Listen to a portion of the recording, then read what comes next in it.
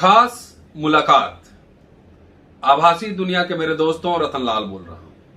काम की बात लाल की क्लास में आपका स्वागत है और पेश है अंबेडकर नामा। आज मैं खास मुलाकात में बेबाक, निर्भीक, निडर बहुजन पत्रकार मीना कोटवाल से मिलवाने जा रहा हूं।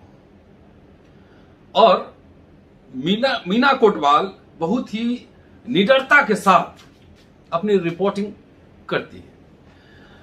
मौका तो यह था कि मैंने उनसे बात की थी कि 1 साल हाथरस केस का पूरा होने पर जो हाथरस रिपोर्टिंग करने गई थी उस पे चर्चा की जाए और ग्राउंड जीरो से जो रिपोर्टिंग है उससे आपको रूबरू कराई जाए।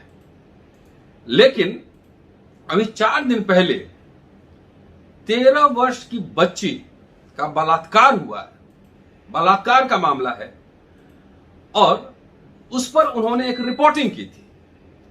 रिपोर्टिंग का वीडियो उन्होंने फेसबुक पर डाला। जहां तक पता है उन्होंने लिखा है कि उनका मोनेटाइजेशन बंद कर दिया गया है, उनका पर्सनल अकाउंट बंद कर दिया गया है। इसी सिलसिले में हम बात करेंगे, लेकिन बातचीत शुरू करने से पहले देखिए उनके वीडियो की क्लिपिंग्स। मेडिकल हुआ था तो उसमें बताया कि बच्ची के साथ गलत काम हुआ है। हाँ। बताया डॉक्टर ने? हाँ, अथी में है, पेपर में भी है, निशा भी निकली है पेपर में। वो सारा कमलेश मैम के पास से था। कमलेश मैम के पास। हाँ, वो दिया ने हमारे साथ धोखा करी है। जो वकील करी, पुलिस करी, सारा हमारे साथ धोखा हो करी। वो पुलिस वाले हम लोग को घेर लिया, नहीं जाने दिया, तब जाने नहीं दिया। फिर लड़का आया, लड़का को सामने किया, बोला यही लड़का है। मेरी बेटी को बताया कि लड़का है। फिर मेरे घरवाली और मेरे बेटी ने 2 थापड़ मारा कि साले तेरे माँ बहन है या नहीं है। थाना में मारा ये एक थापड़ मेरे बेटी मारा, एक थापड़ मेरे घरवाली मारा। ठीक है दीदी। मारने के बाद पुलिस वाले जो है, दीदी मेरे बहुत गाली दी, आपको ऐसा ऐसा गाली दी, मैं आपको क्या बता सकता। कोई जाति सूचक शब्द आपको बोले उन्होंने? नहीं, बस गालियां दी। गालियाँ दी, धमकाया। साले किस तरह से धमकाया? ये साले बंद कर दूंगा, ये करूंगा, तुम दूसरे का फंसा रहे हो, तेरे बेटी फंसा रहा है, ये कर रहा है, ये कर रहा है। ये पुलिस वाले? हाँ, पुलिस वाले बोले। तो जब तक मेडिकल नहीं हुआ था ना आपकी शिकायत लिखी गई थी? नहीं, कोई हमारे दरखास्त नहीं लिखा गया। 3 दिन गए, 3 दिन कोई दरखास्त नहीं लिखा। 3 दिन तक? जी जी। ये क्लिपिंग्स देखने के बाद स्मरण रहे कि मूक नायक यूट्यूब चैनल को आप जरूर सब्सक्राइब करें। उस पर इस तरह की ग्राउंड जीरो से बहुत सारी रिपोर्टिंग होती है और उनको सब्सक्राइब करें। और ऐसे निर्भीक बहुजन पत्रकार को, जिसको सिस्टम डराने की कोशिश कर रहा है, उसका हौसला बढ़ाएं, उसका मनोबल बढ़ाएं। सीधे लिए चलता हूं मीना कोटवाल के पास। मीना, स्वागत है आपका अंबेडकर नामा में। आज मैं सोच रहा था कि आपसे मैं हाथरस केस पर बात करूं, लेकिन आज हमने पढ़ा और सुना कि आपका जो मोनेटाइजेशन है फेसबुक का बंद कर दिया गया है और आपका फेसबुक अकाउंट भी बंद कर दिया गया है। क्या है मामला, थोड़ा विस्तार से समझाइए। केस क्यों ऐसा हुआ है, विस्तार से समझाइए। शुक्रिया सर, मुझे अंबेडकर नामा में फिर से एक बार आकर बहुत अच्छा लग रहा है। और सर कल ही शाम को है मेरा फेसबुक पेज और मूक नायक का, जो मूक नायक का फेसबुक पेज है, उसका मोनेटाइजेशन रोक दिया है फेसबुक पेज का।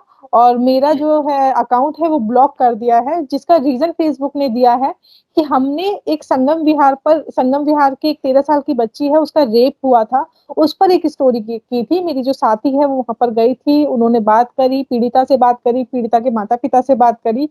तो जो माता पिता से बात की है सर, वो वाला वीडियो उन्होंने जो है उसका वो रीजन दिया है कि हम जो है ये हमारा जो क्राइटेरिया बना हुआ है उसको फुलफिल नहीं करता है। उसमें कई सारी पता नहीं क्या क्या उसमें चीजें बताई हैं कि कौन सा फुलफिल नहीं करता, जबकि हमने उसमें ना किसी का नाम लिया है पीड़िता के परिवार का, ना पीड़ित का, और ना ही किसी का फेस दिखाया है। उस केस में सर क्या था, 13 साल की जो बच्ची है उसके साथ पिछले साल रेप हुआ था। ये जून जुलाई की बात है। थोड़ा सा क्रोनोलॉजी समझाइए। जी सर, ये जो बच्ची के साथ जो रेप हुआ था पिछले साल, ये वो पिछले साल की घटना है एक्चुअल में। और इस साल जब जो उसका आरोपी है, उस समय उसको जो उसके आरोपी है उसको सजा होती है, 8 महीने अभी जेल में काट के आया है। और फिर वो 8 महीने बाद जब छूटता है तो फिर से उस बच्ची के साथ रेप करता है, उस बच्ची को उठाता है, फिर से उसके साथ रेप करता है।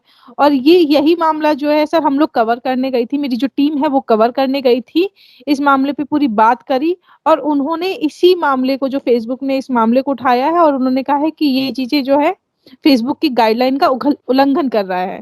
तो अब वो समझ नहीं आ रहा सर कौन सा उल्लंघन है, उसमें क्या चीजें हैं, तो वो चीजें उन्होंने नहीं विस्तार से बताई है।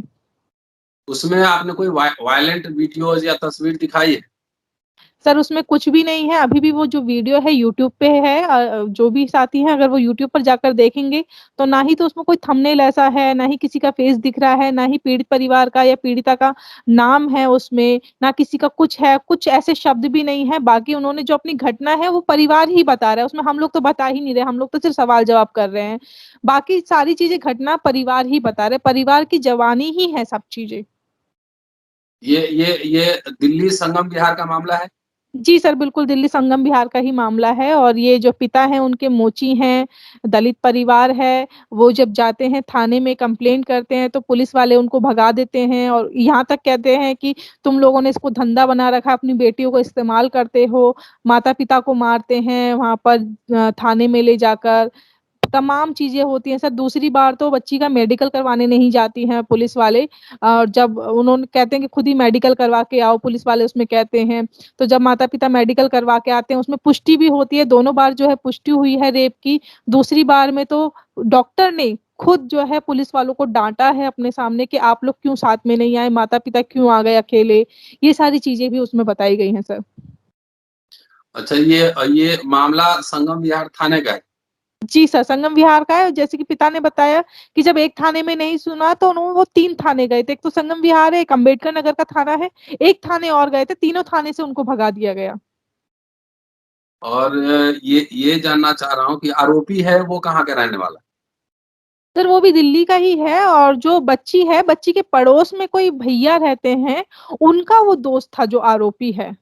कुछ ऐसा अच्छा। मामला था कि सर जो पड़ोसी है, पड़ोसी को कुत्ता बेचना था, तो जो आरोपी है उसको खरीदना था, तो उस समय जो उसके पड़ोस वाले भैया थे वो थे नहीं, तो वो बोलकर गए थे उस बच्ची को कि ऐसे ऐसे कोई व्यक्ति आएगा और वो कुत्ता लेने आएगा, तुम उससे 1500 रुपए ले लेना और कुत्ता उसको दे देना।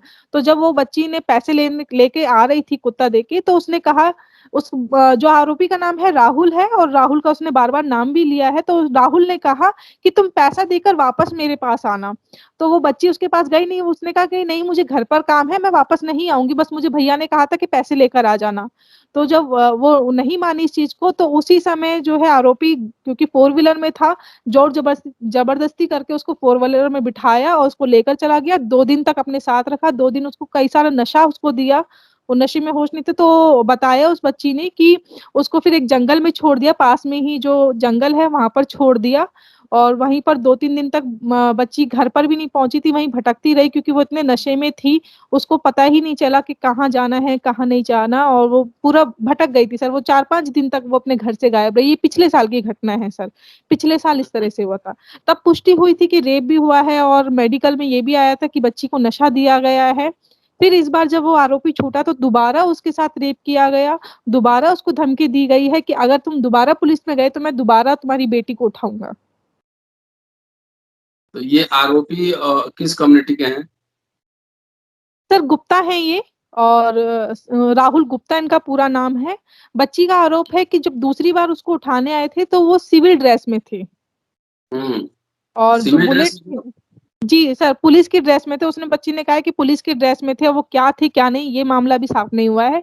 उसने बुलेट दूसरी का बात। कलर भी हाँ जी सर, जब दूसरी बार आए थे तो बच्ची ने ये भी बताया कि जो बुलेट थी वो पुलिस वाली थी, ब्राउन कलर की बुलेट थी, उस पर लेकर गए दूसरी बार, जब अभी हाल ही में सितंबर में बच्ची के साथ रेप हुआ। तो ये बताइए, दिल्ली की घटना है, आपके पास एफआईआर की कॉपी है? सर एफआईआर की कॉपी परिवार वालों को नहीं दी गई है, क्योंकि जो परिवार वालों ने बताया है कि कोई कमलेश मैम थी, जब पिछले साल उनका जो एफआईआर वगैरह लिखी थी, उन्होंने एफआईआर की कॉपी वगैरह कुछ नहीं दिया इनको। अच्छा ठीक है, तो मैं ये वीडियो बना रहा हूँ और एससी कमीशन के चेयरमैन को भेज दूंगा। जी एससी कमीशन को चेयरमैन को भेज दूंगा। और आप चूंकि सबको जानती हैं तो एक बार लेकर जाइए, थोड़ा देखिए कि उनको न्याय मिले। मतलब इस तरह से दिल्ली है, मतलब ये दिल्ली में एक तरह का हाथरस रिपीट हो रहा है। सर पता नहीं कितने हाथरस हो रहे हैं। हम जो मामला देखते हैं वही हमें लगता है हाथरस सबसे भयानक है, और उससे भयानक हमेशा होता रहता है। अभी हाल ही में जो आपने पूना का सुना होगा, पूना में 13-14 साल की बच्ची के साथ रेप हुआ है। उसमें 14-15 लोगों ने रेप किया। वो बच्ची जहां जहां मदद लेने जाती है वहां वहां उसके साथ रेप होता है। सोचिए, हम लोग कितनी घटनाएं हैं उसको सोचेंगे कि ये बुरा हुआ, ये बुरा हुआ, लेकिन उससे बढ़ता ही जाता है। ये घटनाएं कम ही नहीं हो रही हैं। कहाँ दूसरे वाले कहाँ का बोले थे, वो पूना वाला? जी सर, पूना में हुआ है ये। बताइए, वहां तो अभी तो खाली सरकार को दोष नहीं दे सकते हैं, तो सामाजिक सोच और संस्कृति व्यवस्था का मामला है कि चाहे भाजपा का सरकार हो, चाहे कांग्रेस का सरकार हो, और चाहे देश के दलित राष्ट्रपति बन जाए या सीएम बन जाए, लेकिन सामाजिक सोच है वो बदलता नहीं। सर अब क्या, ठीक। ये समाज हमें बदलना पड़ेगा। हम हमेशा महिलाओं पे कंट्रोल करते हैं, पर मुझे लगता है कि पुरुषों पे सबसे ज्यादा कंट्रोल करने की जरूरत है। उन्हें सीख सिखाने की जरूरत है। हमेशा राइट। कमजोरों को दबाया जाता है, तो हम कमजोर कौन है? दलित और महिलाओं को तो सबसे ज्यादा कमजोर समझा जाता है, तो उन्हीं पे अपना जोर चलाया जाता है कि किस तरह से हम लोग इनको इनकी औकात में रखें। अगर ये कुछ करने की कोशिश करते हैं तो उनको औकात दिखाई जाती है कि नहीं, तुम इससे ऊपर उठ ही नहीं सकते हो। तो ये चीजें जो जब तक दिमाग से नहीं निकलेंगी, ये चीजें खत्म नहीं होंगी। अच्छा, ये बताइए मीना, कि आपने जो वीडियो बनाया सुनो, उसमें कुछ वायलेंट वीडियो है? ना कोई नहीं सर, वायलेंट तस्वीर है? ना सर कुछ आपने फेसबुक पे लिखा है उसमें, ना इस तरह के शब्दों का इस्तेमाल किया है? मैं उम्मीद करता हूँ। जी सर, कुछ भी नहीं है सर। कोई भी जाकर देख सकता है, बिल्कुल आप भी देख सकते हैं उसमें। ना ही उसमें कोई शब्द ऐसे इस्तेमाल किए गए हैं। वीडियो में तो आप देखेंगे कि सिर्फ माता पिता का इंटरव्यू है, उसमें और कोई भी विजुअल नहीं है, कुछ भी नहीं लगाया गया। माता ने घूंघट किया हुआ है, पिता का पूरा फेस ब्लर किया हुआ है, और वो सारी चीजें अपनी जबान से ही बता रहे हैं, अपने मुंह से बता रहे हैं कि भैया ये घटना हुई थी हमारे साथ, पिछले साल भी ये हुआ था, इस साल भी ये हुआ है, हमारी कोई सुन नहीं रहा है, हम जहां जहां जाते हैं हमें भगा दिया जाता है, हमें कोई कोई हमारा साथ नहीं दे रहा है। तो वो सारी वो चीजें उसमें बता रहे हैं। अब इसमें किस तरह की हिंसा है, किस तरह की फेसबुक के जो है गाइडलाइन का उल्लंघन किया गया है, ये समझ से परे है सर। तो ठीक है, आप इस पे जो है आप क्या समझते हैं कि भारत में ये फेसबुक भी और ट्विटर भी जनेऊ लीला का शिकार है?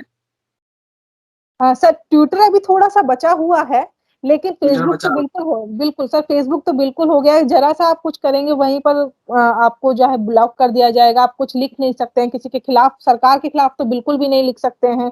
इस तरह की घटनाएं अगर हम नहीं दिखाएंगे तो और कौन दिखाएगा? फेसबुक हमेशा चाहता है कि हम लोग अच्छा सा देश दिखाएं, लेकिन अच्छा अच्छा समाज और देश तो तब दिखाएंगे ना जब सारी चीजें अच्छी अच्छी होंगी। जब जो चीजें यहाँ पे हो रही हैं, हम शोषित और वंचितों की आवाज दिखा रहे हैं, तो उसमें उसको भी वो चीजें प्रॉब्लम हो रही है। कई लोगों से बात हुई, उसमें ये भी कहा गया है कि जिस तरह की मैं स्टोरी करती हूँ, जिस समाज की, जिस वंचित और शोषित समाज की मैं स्टोरी करती हूँ, उसमें जो है एक दूसरे तबके को, सवर्ण तबके को जो है बुरा लगता है। इसीलिए क्या किया होगा कि उन्होंने द मुक नायक पेज को जो है उसको रिपोर्ट किया होगा। कई सारे लोगों ने एक साथ रिपोर्ट किया होगा, तो कुछ ना कुछ बहाना फेसबुक को देना था, इसीलिए उन्होंने इस वीडियो को उठाया और इस पर ये बहाना उन्होंने दे दिया। नहीं, स्टोरी बुरा लगता है, अपने बच्चों को नहीं सिखा, संस्कार नहीं देते हैं कि बुरा काम नहीं करना चाहिए। स्टोरी बुरा लगता है। मतलब बेटा डकैती करे, चोरी करे, बलात्कार करे तो वो ठीक है, और खाली उसकी खबर चल जाए तो वो खराब है। सर हम तो आईना दिखाने का काम कर रहे हैं, हम तो सिर्फ आईना नहीं, सामने रख रहे हैं। अब सामने तस्वीर खराब है, तो इसमें आईने की क्या गलती है? वो अपनी तस्वीर सुधारने की कोशिश नहीं कर रहे, सारा दोष जो है आईने पे मर दे रहे हैं। बिना ये बताइए कि फेसबुक ने आपका ब्लॉक कर दिया है, मोनेटाइजेशन, क्या कोर्स ऑफ एक्शन? हम लोग तो सोशल मीडिया पे लिखेंगे, जाहिर है, और थोड़ा मैं ट्विटर पे कम एक्टिव हूँ, मतलब ज्यादा यूट्यूब पे टाइम लगता है, तो वो आवाज इस यूट्यूब के माध्यम से अम्बेडकरनामा उठा ही रहा है, लेकिन आप इसमें क्या क्या एक्शन लेंगी? सर एक्शन अभी हम लोगों ने ऐसे लीगली तो कुछ सोचा नहीं है, लेकिन हाँ मैं फेसबुक और ट्विटर पे लगातार लिख रही हूँ, और कई लोग साथ भी दे रहे हैं इस चीज में। कई लोग लिख रहे हैं लगातार इसके लिए कि जिस तरह की सब लोग देख रहे हैं कि क्या कंटेंट था और किस तरह से जो है फेसबुक ने ब्लॉक कर दिया है, मोनेटाइजेशन बंद कर दिया है। तो ये तो अपनी मनमानी कर रहे हैं। अभी लीगली तो सर सब कुछ सोचा नहीं है, और लेकिन जरूरत पड़ी तो हम लोग लीगली भी जाएंगे। तो चलिए, मतलब ये मान लिया जाए, नहीं जरूरत पड़ी जाना पड़ेगा, फेसबुक को नोटिस भेजिए, लीगल नोटिस भेजिए कि जी मीडिया का काम क्या है, अच्छा अच्छा दिखाना, और इतनी जो क्राइम होती है कौन दिखाएगा? आप जो है बिजनेस कर रहे हैं भारत में, अगर बहुजन लोग आपका बिजनेस ठप करा दे तो ये यहाँ तो कोई अगर मान लिया गैर वाजिब कोई कंटेंट है तो आप एक्शन ले सकते हैं। घटना रेप हुई है, उसके खाली इंटरव्यू चढ़ा रहे हैं, तो इसमें कौन सी अपराध हो गया, कौन सा अपराध हो गया? इसलिए मैं समझता हूँ कि आपको लीगल नोटिस उनको भेजना चाहिए। चलिए, इसमें तो हम लोग बातचीत करते रहेंगे। मैं सोच रहा था कि आप अभी सहारनपुर गई थी, सॉरी हाथरस गई थी आप। हाँ, और आपने बहुत ही संजीदा रिपोर्टिंग की है, हमने देखा है और मैंने शेयर भी किया था। अम्बेडकरनामा के दर्शकों को जरा ये बताइए कि 1 साल क्या खोया क्या बदला। घर छावनी में तब्दील है, डर के साए में लोग रह रहे हैं। अपराधी के घर पे छावनी नहीं है ना, विक्टिम के घर पे छावनी है। क्या खोया क्या पाया क्या बदला, क्या मिथक क्या यथार्थ? सर सिर्फ खोया ही खोया है, पाया तो मुझे नहीं लगता कुछ उन्होंने पाया है। जब मैं वहां पर गई तो पूरा गांव जो है एकदम सुनसान था, वहां पे आपको इंसान जल्दी से दिखेंगे नहीं। तो वहां पर सिर्फ जब पीड़िता के घर में गई तो वहां पे तीन, आप लगा लीजिए तीन एंट्री। एक मेन एंट्री है, वहां पर आपको बताना पड़ेगा कहाँ से है क्यों है।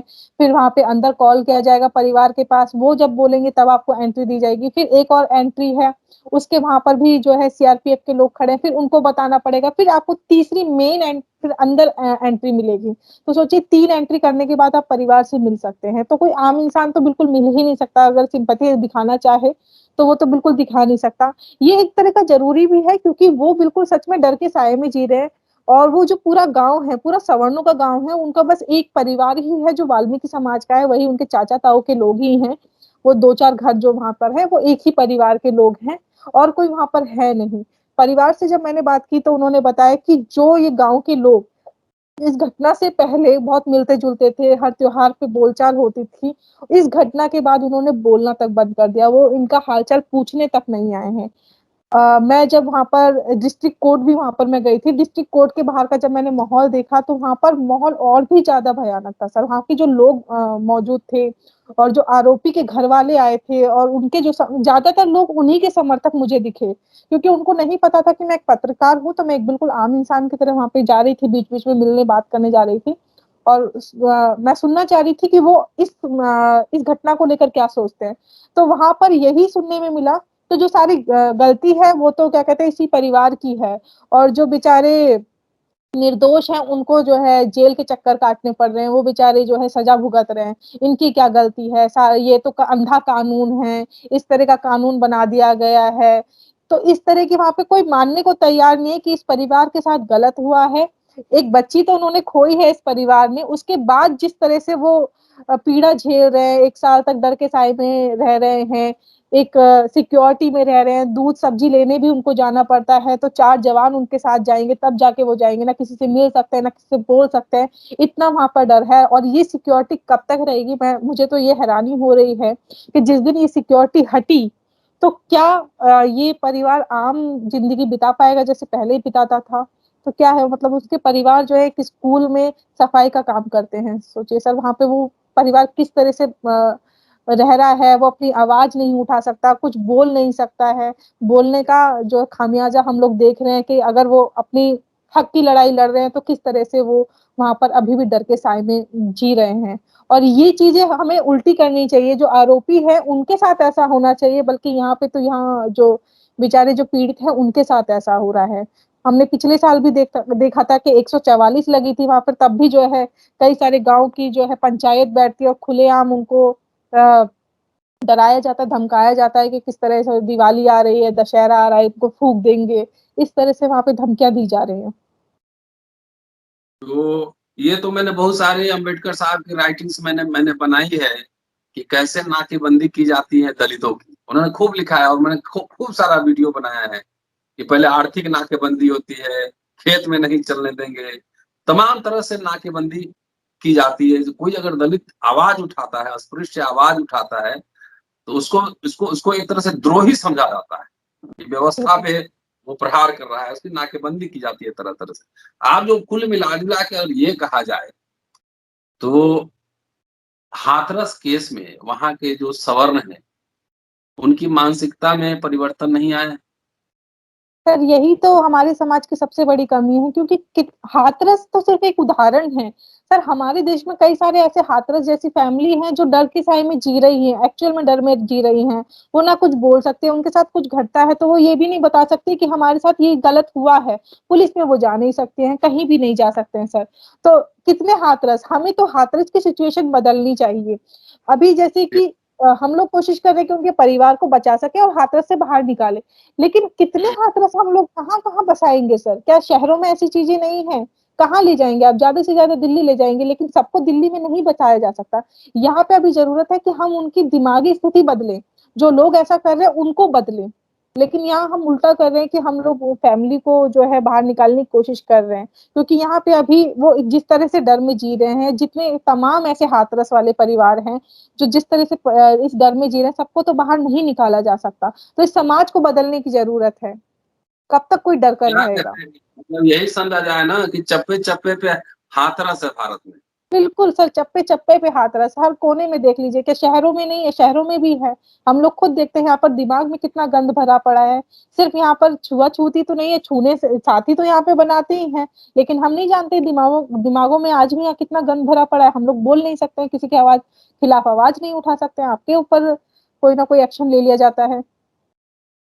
नहीं, वो तो हम तो इतनी लड़ाई हम लोग भी लड़ते रहते हैं, कितने मुकदमे हमने लड़े हैं, लेकिन कभी हार नहीं मानी। लगातार आपको पता होगा विश्वविद्यालय में और तमाम जगहों पर लड़ाई जारी रहेगी, क्योंकि ये बेसिकली ये मामला ही आत्मसम्मान और स्वाभिमान का है कि जो भी सर उठाएगा, जो सवाल जवाब करेगा, चाहे वो बीबीसी लंदन में हो चाहे भारत में हो, जहां भारतीय रहेंगे यही सब पेच लड़ाते रहते हैं। खैर, उसके लिए मेंटली तैयार रहना चाहिए, इसलिए इतिहास का पढ़ना लिखना बहुत जरूरी होता है, क्योंकि अम्बेडकर साहब के जमाने में जो घटनाएं घट रही थी, आज अगर देखेंगे वो उससे भी ज्यादा खराब है। इनफैक्ट मैं कहूंगा उससे भी ज्यादा खराब है। उस समय कम से कम रूल ऑफ लॉ था, अंग्रेज एक्शन लेते थे। यहाँ तो कई बार लगता है पुलिस और सरकारें भी शामिल है उसमें। ठीक कह रहा हूँ? तो सब लोग तो वही बैठे हुए हैं, हाँ, सिस्टम वही में है। जो लोग बैठे हैं सर, वो हमारे लिए क्यों आवाज उठाएंगे? हम तो फिर उनके खिलाफ हो जाते हैं ना, और वो पर्सनली इसको ले जाते हैं अपनी कास्ट को लेकर। वो ये नहीं देखते कि किसने गलत किया है, कौन आरोपी है, ये नहीं देखते। वो अपनी कास्ट को लेकर देखते हैं कि अच्छा हमारा कास्ट वाला भाई है, हमारी जात का भाई है, तो इसका साथ देना है, चाहे वो कितना भी गलत हो। तो सिस्टम में कौन लोग बैठे हैं जो हमारा साथ देंगे? डॉक्टर अंबेडकर ने लिखा है कि भारत में पुलिस हो, मजिस्ट्रेट हो, जितने हो, कचहरी हो, अधिकतर भ्रष्ट होते हैं। अगर भ्रष्ट हो तो कोई बात नहीं, भ्रष्ट पक्ष को कोई भी खरीद लेता है। वो भ्रष्ट होने से ज्यादा पक्षपातपूर्ण होते हैं, और कभी भी उनको अगर न्याय करना होता है तो वो अपने जाति के पक्ष में ही, चाहे वो कितना भी गलत क्यों ना हो, वो अपने जाति के पक्ष में ही खड़े होते हैं। ये खंड 10 में मैंने पढ़ा था, मैंने वीडियो भी बनाया था इस पे। डॉक्टर अंबेडकर ने उस जमाने में लिखा है। बहरहाल, आप अपनी लड़ाई जारी रखें। अंबेडकरनामा टीम, हम लोग आपके साथ हैं, और यथासंभव जहां तक संभव होगा इस बात को वहां पहुंचाया जाएगा। और आप अपना काम जारी रखिए, जल्दी से पीएचडी भी कीजिए, पीएचडी के लिए इनरोल होइए, थोड़ा शोध में जाइए, रिसर्च में जाइए, और उसका आउटकम लोगों को बताइए। तो ये थी बेबाक निर्भीक बहुजन पत्रकार मीना कोटवाल। दोस्तों, इनका चैनल है द मूक नायक। पहले भी मैंने आपसे अपील किया था, द मूक नायक को जाइए, सब्सक्राइब कीजिए, ज्यादा से ज्यादा शेयर कीजिए। और उसके अलावा मीना पूर्णकालिक पत्रकार हैं, पत्रकारिता करती हैं। उनको और भी अगर सहयोग की जरूरत हो तो आप जरूर सहयोग करें। शुक्रिया मीना, टाइम टू टाइम आप स्टोरी बनाइए, अम्बेडकरनामा के लिए ही बनाइए। आपसे फिर हम लोग बातचीत करेंगे और इस कारवा को आगे बढ़ाएंगे। तब तक आप दोस्तों देखते रहिए अम्बेडकरनामा की watching, sharing Ambedkarnama and the मूक नायक एज वेल। बाय, जय हिंद। थैंक यू सर, जय भीम।